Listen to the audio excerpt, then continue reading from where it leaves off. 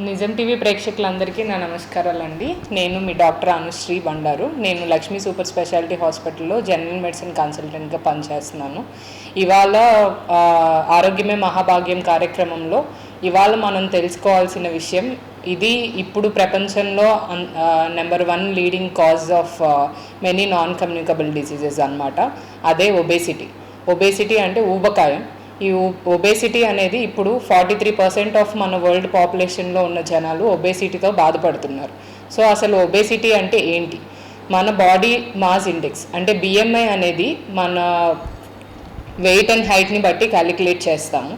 So ఈ BMI అనేది more than 25 ఉంటే మనం ఓవర్ వెయిట్ అని అంటాం. అదే ఎప్పుడైతే అది మోర్ దెన్ 30 ఉంటుందో అప్పుడు వాళ్ళని ఒబేస్ అని చెప్పి అంటాం, అంటే ఊబకాయం ఉంది అని చెప్పని అంటాం. సో ఇది రావడానికి గల కారణాలు ఏంటి? ఎందుకు ఇప్పుడు ఉన్న పరిస్థితుల్లో ఎందుకు ఇంతమంది అంటే 43% ఆఫ్ పాపులేషన్ ఎందుకు ఈ ఒబేసిటీతో బాధపడుతున్నారు అన్నది మనం తెలుసుకోవాలి. సో దీనికి కారణాలు ఏదైనా ఉండొచ్చండి. ఎన్విరాన్మెంటల్ ఫ్యాక్టర్స్ ఉండొచ్చు, సోషల్ ఫ్యాక్టర్స్ అంటే మనం తీసుకునే ఆహారము మనం చేసే పని ఎప్పుడు ఈక్వల్గా ఉండాలి. ఎప్పుడు అసలు ఒబేసిటీ వస్తుంది, ఎందుకు వస్తుందంటే మనం తీసుకున్న ఆహారం ఎక్కువ ఉండి మనం చేసే పని అంటే ఎనర్జీ ఇంటేక్ ఎక్కువ ఉండి మనం ఎక్స్పెండిచర్ ఎనర్జీ ఖర్చు పెట్టేది తక్కువగా ఉంటే అప్పుడు ఒబేసిటీ అనేది వస్తుంది. సో మనం ఎప్పుడైతే ఈ రెండు బ్యాలెన్స్ మెయింటైన్ చేస్తామో అంటే ఇంటేక్ మనం చేసే పని రెండు ఈక్వల్గా ఉంటే ఒబేసిటీ అనేది మనం రాకుండా ముందు నుంచే జాగ్రత్త పడవచ్చు. దీనికి ఓన్లీ ఇవే కారణాలు ఉంటాయి, ఓన్లీ తింటేనే ఊబకాయం వస్తుందా అంటే కాదు. చాలా రకాల మందుల వల్ల మనం వాడే మందుల వల్ల ఊబకాయం రావచ్చు, కొన్ని రకాల వ్యాధుల వల్ల ఊబకాయం రావచ్చు. సో దీనికి చాలా కారణాలు ఉన్నాయి. సో ఏంటి ఒబేసిటీ ఉంటే ఏమవుతుంది? సో ఊబకాయం ఉంటే ఆ ఎఫెక్ట్ అనేది చాలా ఇబ్బందులకి దారితీస్తుందండి. మేజర్ కాజ్ ఆఫ్ ఈ నాన్ కమ్యూనికబుల్ డిజీజ్ గుండెకి సంబంధించి కానీ, బీపీ కానీ, షుగర్ కానీ ఇవన్నీ ఏంటి అంటే చాలా వరకు ఊబకాయం వల్లే వస్తాయి. సో దీనివల్ల మనం ఫస్ట్ ఒబేసిటీని మనం ప్రివెంట్ చేసుకోగలిగితే సగం ఈ బీపీ, షుగర్ ఇవన్నీ మనం కంట్రోల్లో పెట్టుకున్నట్టే ఈ ఇబ్బందులన్నీ ఫ్యూచర్లో రాకుండా ఉంటాయి ముందు నుంచే మనం వెయిట్ మేనేజ్మెంట్ చేస్తే. సో దీనివల్ల ఏంటి అంటే ఇది చిన్నప్పటి నుంచి ఇదేం పెద్దవాళ్ళలో కనిపిస్తున్న సమస్య కాదు. ఇప్పుడు చిన్నపిల్లల్లో కూడా ఒబేసిటీ అనేది ఒక ఇబ్బందిగానే మారింది. దానివల్ల వాళ్ళ స్కూల్ పెర్ఫార్మెన్స్ అది తగ్గుతూ ఉంటుంది, దేని మీద వాళ్ళకి ఇంట్రెస్ట్ లేకుండా ఉంటుంది. సో మనం ఏం చేయాలి? ఎప్పుడైనా any time prevention is better than cure. కాబట్టి ఫస్ట్ నుంచే వాళ్ళకి అంటే ప్రెగ్నెన్సీ అప్పటి నుంచే ఎక్కువ వెయిట్ గెయిన్ అవ్వకుండా అంటే ప్రెగ్నెంట్ మదర్ అయినా హెల్తీ ఫుడ్ అది తీసుకోవాలి. అండ్ ఒక 6 months వరకు ఎక్స్క్లూజివ్గా బ్రెస్ట్ ఫీడ్ అనేది ఇవ్వాలి. తర్వాత 2 years వరకు with other food breast feed కూడా ఇస్తే బెటర్గా ఉంటుంది. అండ్ వాళ్ళకి ఏంటి అంటే ఇప్పుడు మెయిన్ ఉన్న ఇష్యూ స్క్రీన్ టైం. ఆ స్క్రీన్ టైం అనేది ఎక్కువ లేకుండా చూడాలి. కిడ్స్కి మ్యాక్సిమం ఒక 1/2 hour స్క్రీన్ టైం అనేది మనం లిమిట్ చేయాలి. అది కూడా వాళ్ళ అకాడమిక్ పర్పస్కి యూజ్ అయ్యేలా ఉండేలానే చూసుకోవాలి.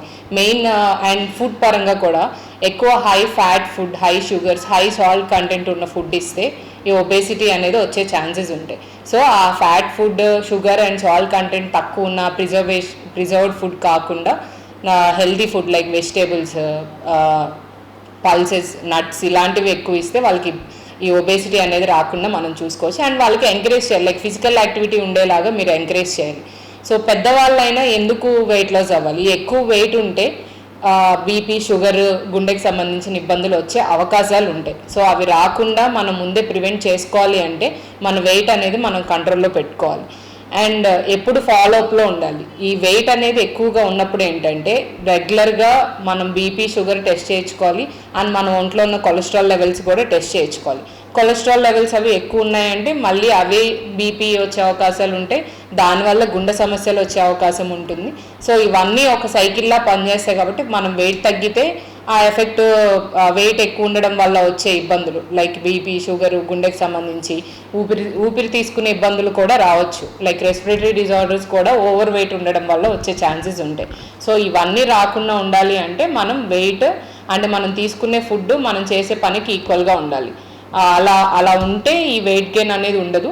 ఇన్ కేస్ వెయిట్ ఎక్కువ ఉంటే కనుక మీ డాక్టర్ని కన్సల్ట్ అయ్యి కొలెస్ట్రాల్ లెవెల్స్ అవి ఎలా ఉన్నాయో ఒకసారి టెస్ట్ చేయించుకోండి. మీ బీపీ అనేది ఎలా ఉందో ఒకసారి టెస్ట్ చేయించుకోండి. దాన్ని బట్టి అవి రెగ్యులర్గా మెయింటైన్ చేసుకొని ఆ లెవెల్స్ కూడా కంట్రోల్లో ఉంచుకోవాలి. ఇలా కంట్రోల్లో ఉంచుకొని వెయిట్ లాస్ కూడా లైక్ హెల్దీ వెయిట్ లాస్ అవ్వాలి. పర్ మంత్ ఒక 3 to 4 kgs అన్న వెయిట్ లాస్ అయ్యేలా టార్గెట్ పెట్టుకోవాలి.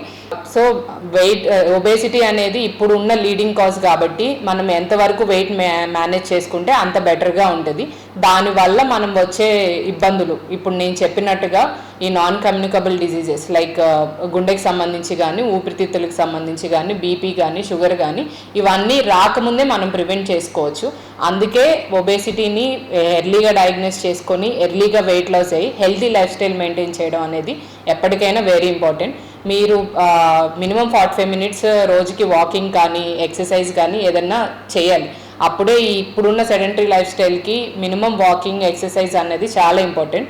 అలాంటప్పుడే మనం ఒబేసిటీని ప్రివెంట్ చేసుకోగలము. ఇన్ కేస్ వెయిట్ గెయిన్ ఉన్న వాళ్ళైనా కానీ కొలెస్ట్రాల్ లెవెల్స్ అవి రెగ్యులర్గా చెక్ చేయించుకొని, బీపీ లెవెల్స్ అవి కూడా మానిటర్, ఏజ్ పెరిగే కొద్దీ ఇవి కూడా మానిటర్ చేయించుకుంటూ ఉండాలి. So better consult your physician for any further doubts and queries. Thank you.